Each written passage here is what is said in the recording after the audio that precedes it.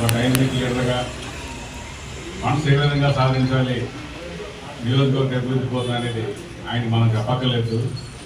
ముందే మనకు తెలుసు.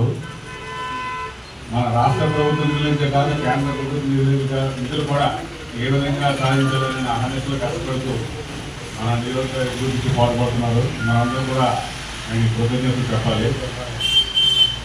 ముఖ్యంగా ఈ 2వ సంవత్సరం మనం ఎంటర్ అవుతున్నాం అనేసరికి దగ్గరలో ఉన్న 6 మాసాల్లో అంటే 3వ సంవత్సరం వచ్చినట్టు అనమాట.